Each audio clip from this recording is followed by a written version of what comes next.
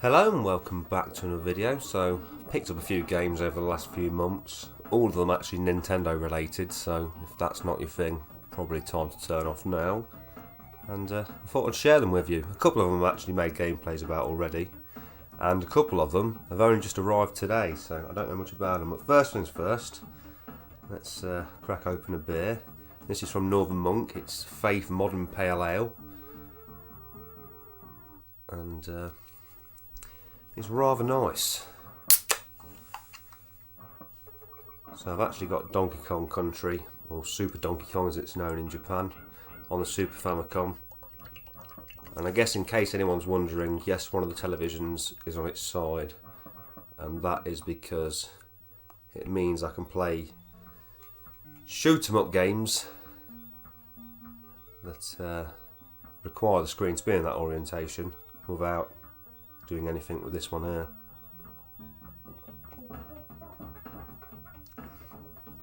Yeah, it's a lovely beer, that is. So anyway, on with the games. Probably what you came here to see. First up, a very nostalgic game. I'm surprised I didn't get this earlier. I've talked about it quite a bit in a few of the videos I've made recently. And it's Nintendo Golf. One of the first golf games I ever remember playing. Absolutely besotted with it I was.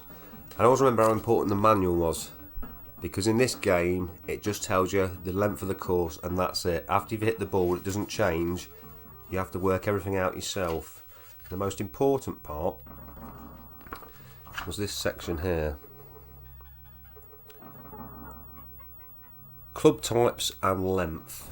That was pretty much essential, so you sort of had to try and work it out, and it's still a brilliant game. There's no sound during gameplay. The backgrounds are all black. It's almost like you're playing on the moon, but it doesn't matter. 18 holes and still as good as I remember. I'm nowhere near as good as I remember, but that's something I can work on. And I think I got this on eBay. I think it was buy it now for like £4.50 and the postage was £1.50, so £6 all in, which I was more than happy to pay, and it's brilliant. So the rest of the games are all for the Super Famicom. And I guess I just picked them up because a lot of them I just seen and thought, yeah, that's a decent price and I wouldn't mind trying that out. So first up is Kirby's Dream Land 3. Now, I actually didn't have much intention of picking this game up, but the thing was, I really wanted Kirby Superstar, but I just couldn't seem to get it at a decent price. And then this come up without a manual for, I think all in it was about £13.50, which is a pretty good deal if you know much about these things.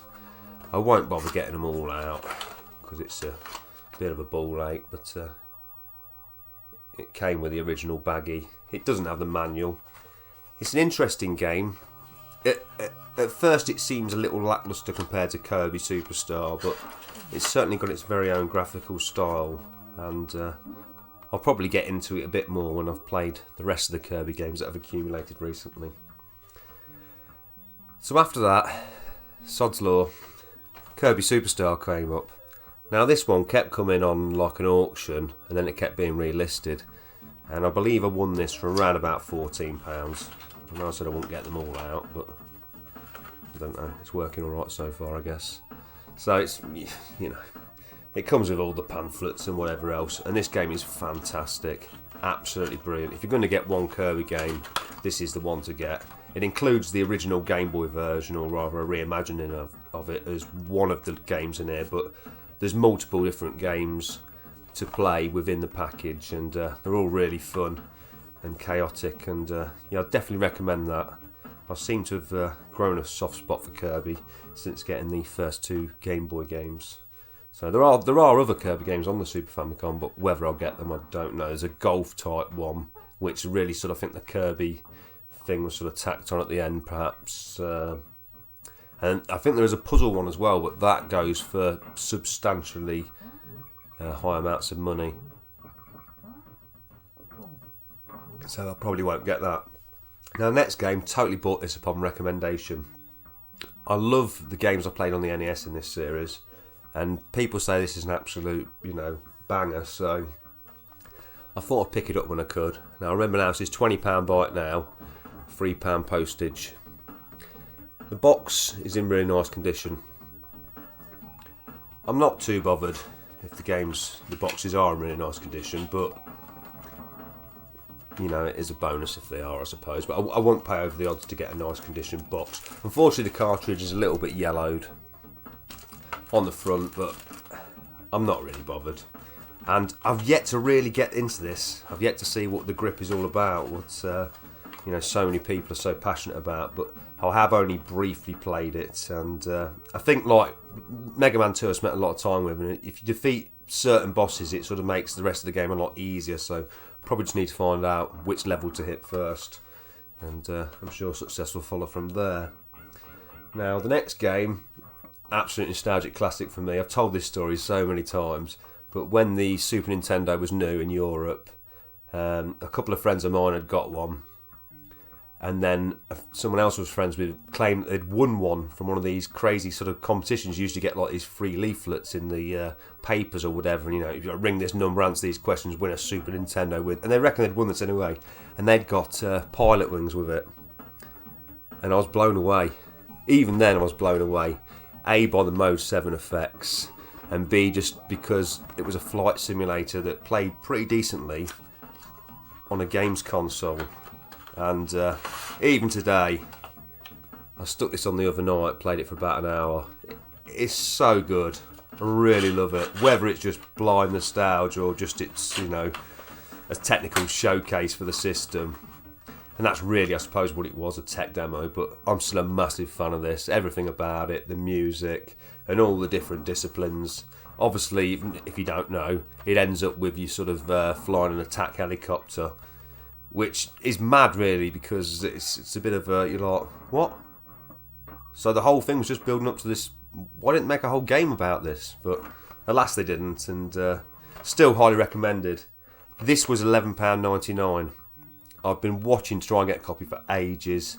I've missed out on a few that were in really nice condition and didn't go for much more than that, but ended up picking up this one, which is not, you know, spanking, but all the same, I'm not too fussed. Now the last two games arrived today. I've not played them yet.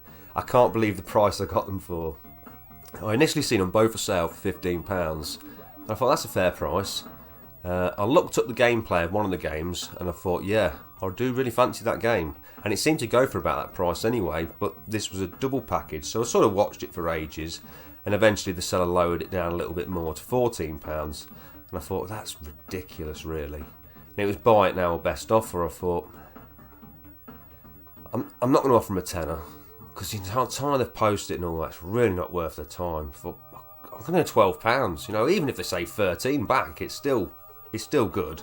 And they accepted the £12 anyway. So the first game, I don't know much about this. I may even got the name wrong. I think it's something called Wagwan Paradise, but I'm not too sure.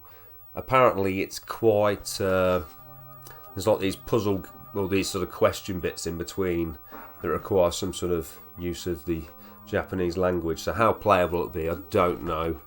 But, you know, it's just sort of a freebie really, that. So it doesn't really matter. I'll certainly check it out. I'll probably make a video about it. And this is the game I really wanted. I watched a video, I can't remember, I think it's Lewis somebody. He makes videos about like unusual and obscure games, and I watched a video on this game and I was like, oh, that is proper mental. And it's called Astrogogo. So it's this like crazy F-Zero-esque kind of game, but the colours are really bright and you've got these sort of weird elements to each level, and basically if you go wrong you sort of die. I believe it's quite difficult, but I didn't get Wagwan Paradise out, did I? I should have, because I've not even seen it myself. So this is Astrogogo. The manual's looking in mint condition. Oh my god, yeah, cartridge is pretty spanky. I don't think there's much wrong with that.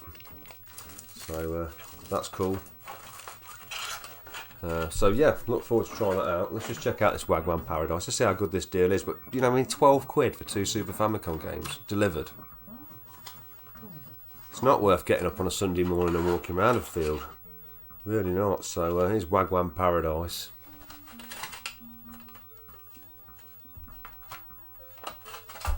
And again, it's in really nice condition.